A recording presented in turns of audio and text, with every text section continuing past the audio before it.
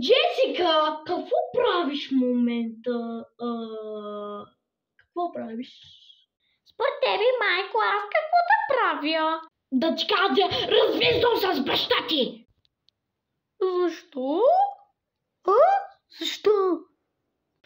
Да, развиждам с баща ти, защото е много лош! Сега чакаме едно много важно баждане. Трябва вече да звъднат.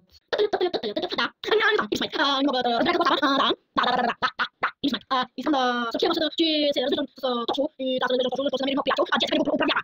Зависимото дело, знаете, зависимото дело, ще ви дам 2000 евро за това дело. Нямате чувства, аз чао! Само ме занимават. И само ме занимават, те глупости, смотани. Само ме занимават. Какво стана? Какво? Аз искам да съм чао. Ай, бах твоя. Джесика,